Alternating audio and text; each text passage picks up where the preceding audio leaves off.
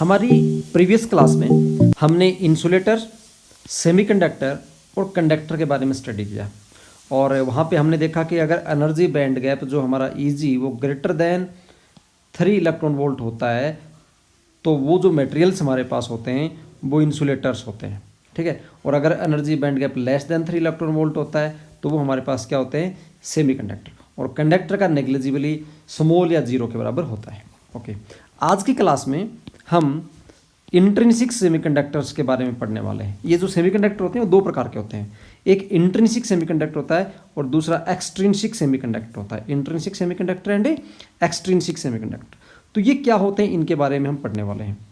Intrinsic जो semiconductor होते हैं ये बहुत ही प्योर सेमीकंडक्टर होते हैं।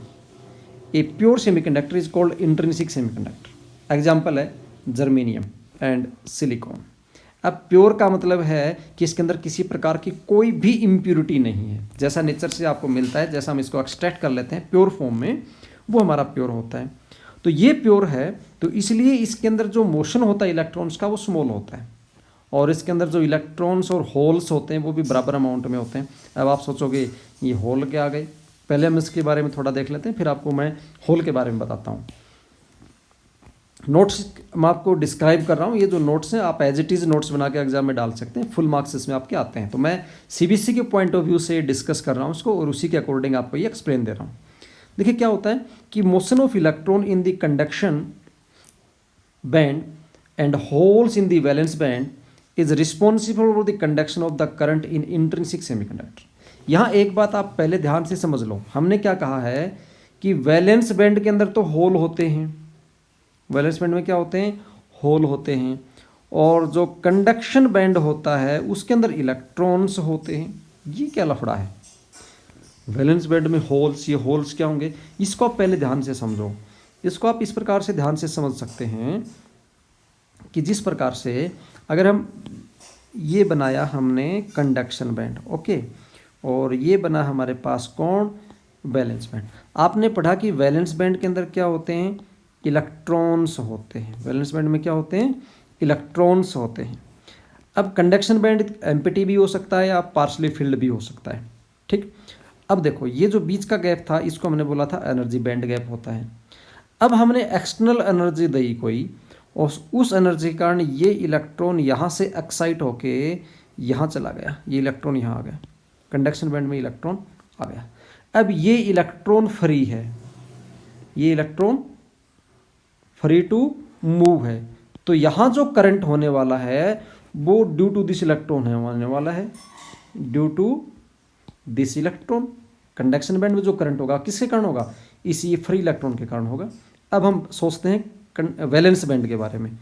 वैलेंस बैंड में से ये इलेक्ट्रॉन यहाँ से निकल गया था तो ये जगह खाली हो गई, ये जगह क्या हो गई, खाली, और खाली जगह होगी तो यहाँ पे एक हम बोलेंगे कि जगह खाली होने के कारण यहाँ पे क्या हो गया, एक होल जनरेट हो गया। होल मतलब इसका जो ब्लैंक स्पेस था उसकी जगह खाली हो गई, उसके जगह एक होल हो गया। इसको आप ऐसे समझ सकते हो कि जैसे आप क्लासरूम में बैठे हो और मान लीजिए कि आपके क्लासरूम में 20 स्टूडेंट बैठे हैं। क्लासरूम में कितने बैठे हैं, 20 स्टूडेंट्स बैठे हैं और हर बच्चा अपने अपनी सीट के ऊपर बैठा है। अगर हम वहाँ से किसी एक बच्चे की सीट को खाली कर दें, एक बच्चे को रूम से निकाल के और दूसरे रूम में भेज दें, तो आप देखोगे कि वहाँ पे एक बच्चे की जगह खाली हो गई है, एक बच्चे की खाली होगी, तो उस खाली जगह को हम क्या बोल देंगे, वहाँ पे होल बोल देंगे। अब आप सोचोगे कि सर ये जो खाली जगह हो गई, ये होल बन गया यहाँ पे, ये होल का कंडक्शन में क्या रोल है, क्योंकि हमने बोला कि वैलेंस बैंड के अंदर होल्स जो होते हैं, मैं लिख देता हूँ इस चीज़ को, holes in valence band are responsible for conduction,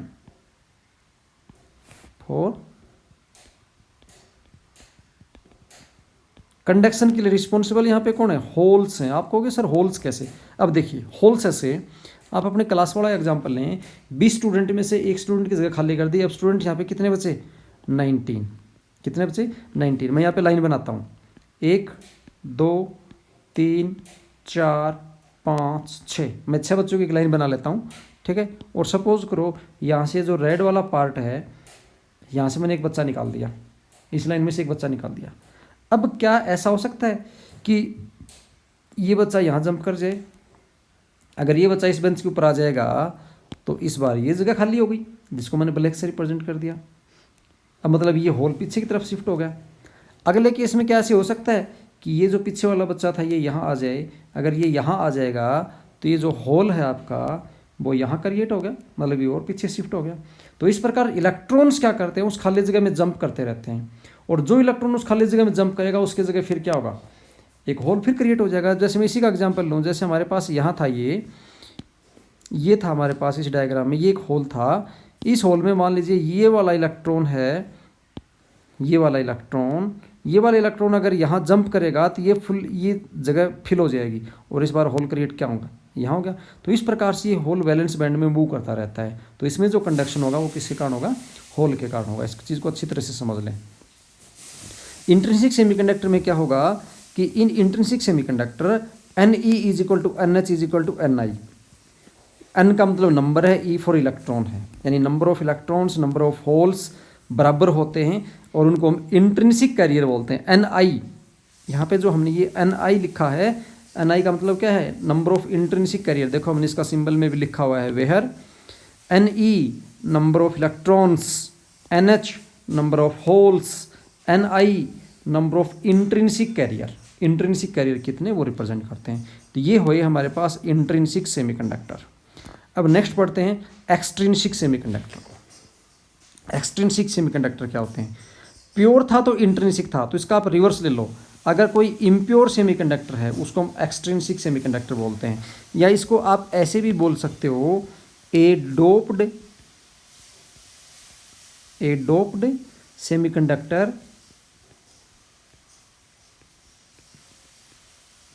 A doped semiconductor is known as extrinsic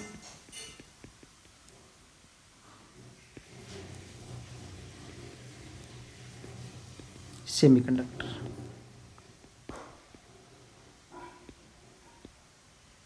अब यहाँ पे एक नया शब्द फिर से आ गया, डोप्ड। डोप्ड का मतलब, ये डोप्ड का मतलब क्या हुआ, डोप्ड का मतलब है इम्प्यूरिटी मिलाने का प्रोसेस। डोप्ड का मतलब क्या है, इम्प्यूरिटी मिलाने का प्रोसेस, जिसको हम डोपिंग बोलते हैं। डोप्ड का मतलब है ऐसा है जिसके अंदर हमने इम्प्यूरिटी मिला रखी है, और इम्प्यूरिटी मिलाने का जो प्रोसेस होता है उसको हम क्या कहते हैं, डोपिंग। क्या बोलते हैं उसको हम बोलते हैं डोपिंग। आपने शायद कभी डोप टेस्ट का नाम सुना होगा। किसका, डोप टेस्ट का नाम आपने ज़रूर सुना होगा सभी ने, खासकर जो प्लेयर्स वगैरह होते हैं उन्होंने तो ज़रूर सुना होगा, या जो स्पोर्ट्स में इंटरेस्ट रखते हैं उनको ज़रूर सुना होगा डोप टेस्ट। कोई भी खिलाड़ी होता है उसका खेलने से पहले एक टेस्ट होता है, उसको बोलते हैं डोप टेस्ट। उस डोप टेस्ट में क्या करते हैं, वो ये देखते हैं कि इसने किसी प्रकार की कोई ड्रग वगैरह तो नहीं ले रखी, क्योंकि ड्रग लेने से उसकी बॉडी की जो पावर होती है वो इंक्रीज हो जाती है, जिसको हम क्या बोलते हैं, डोप टेस्ट बोलते हैं। तो उसी प्रकार से ये जो सेमीकंडक्टर था उसकी कंडक्टिविटी इंक्रीज करने के लिए हमने उसके अंदर कुछ इम्प्योरिटी आइटम मिला दिए, और वो मिलाने का जो प्रोसेस था उसको हमने क्या कहा, डोपिंग का। ठीक है, और जो एटम हमने मिलाए उनको डोपेंट बोलते हैं। आगे उनको आगे और थोड़ा डिस्कस करेंगे बाद में। पहले हम ये देख रहे थे कि एक्सट्रिंसिक सेमीकंडक्टर्स होते हैं, कितने टाइप के होते हैं। एक होता है एन टाइप सेमीकंडक्टर, दूसरा क्या होता है, ये पी टाइप सेमीकंडक्टर। दो प्रकार के होते हैं, N type semiconductor and P type semiconductor. आगे चलते हैं। ये N type semiconductor, P type semiconductor दो प्रकार के हुए। यहाँ पे क्वेश्चन आता है हमारे पास, और वो क्वेश्चन ये आता है कि why mobility of electrons is greater than the mobility of holes. बहुत इंपॉर्टेंट क्वेश्चन आता है एग्जाम में कई बार, कि मोबिलिटी इलेक्ट्रॉन्स की ज़्यादा होती है, होल्स की कम होती है, ऐसा क्यों। तो देखो जो मोबिलिटी का कॉन्सेप्ट है, मोबिलिटी का कॉन्सेप्ट ये आप unit number two current electricity की, जो आपकी करंट इलेक्ट्रिसिटी की जो यूनिट थी वहाँ पे आपने मोबिलिटी के बारे में पढ़ा, और मोबिलिटी में आपने देखा था कि मोबिलिटी जो होती है वो होती है drift velocity per unit electric field. Drift velocity per unit electric field formula जब आप इसका ड्राइव करते हो तो वो आपके पास आता है e tau relaxation time divided by mass. E और टो दोनों कांस्टेंट है। हम कह सकते हैं कि मोबिलिटी जो होती है वो इनवर्सली प्रोपोर्शनल टू क्या होती है, मास होती है। इसका मतलब जिसका मास ज़्यादा है उसकी मोबिलिटी कम है, और जिसका मास कम है उसकी मोबिलिटी ज़्यादा है। तो हम यहाँ से क्लियरली क्या देख पाते हैं as mobility of electron is less than mobility of proton, proton मतलब जो पॉजिटिव चार्ज है, hence electron in conduction band drift more freely than the holes, holes site of positive charge माने गए। होल्स क्या होते हैं? होल्स होती है साइट ऑफ पॉजिटिव चार्ज। यहाँ पे होल्स क्या होते हैं लिख देता हूँ मैं यहाँ पे। होल्स क्या होंगे? होल्स होंगे site of positive charge. Positive charge की जो साइट होती है उसको हम क्या बोलते हैं? उसको हम होल बोलते हैं। ठीक है, तो पॉजिटिव चार्ज का जो मास होगा वो greater than the mass of electron होने वाला ऑब्वियसली, तो इसीलिए जो कंडक्टिविटी है वो होल्स की कम है और इलेक्ट्रॉन की कंडक्टिविटी ज़्यादा है। ठीक है,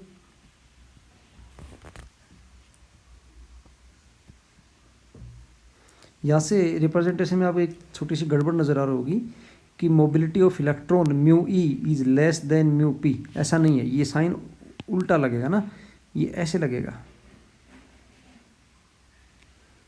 ये इसकी वजह क्योंकि हमने यहाँ पे मोबिलिटी यहाँ कर दी, इसको हम ऐसे लिख दें, मोबिलिटी की बजाय हम मास लिख दें, mass of electron is less than mass of positive और holes, hence electrons in conduction band drift more freely than the holes. ठीक है, इसलिए वेलोसिटी इलेक्ट्रॉन्स की ज़्यादा हो जाएगी तो उनकी मोबिलिटी भी ज़्यादा हो जाएगी। इसको थोड़ा ठीक कर लें, ये अम ई लेस देन क्या होगा? अम पी होने वाला है, ये म्यू ई नहीं होगा। ओके, प्रिंटिंग मिस्टेक है, इसको ठीक कर लेंगे हम। ओके, नेक्स्ट हमारे पास जो कॉन्सेप्ट है वो क्या है कि हमारे पास एन टाइप और पी टाइप जो सेमीकंडक्टर्स हैं, उन एन टाइप सेमीकंडक्टर को और पी टाइप सेमीकंडक्टर को ब्रीफली एक्सप्लेन करना है। तो ये जो एक्सप्लेनेशन का काम है ये हम हमारी नेक्स्ट क्लास में करने वाले हैं। आज के लिए आपके पास इतना ही काफ़ी है। नेक्स्ट क्लास में हम पढ़ेंगे कि एन टाइप सेमीकंडक्टर कैसे बनता है और जो पी टाइप सेमीकंडक्टर है वो पी टाइप सेमीकंडक्टर कैसे बनता है।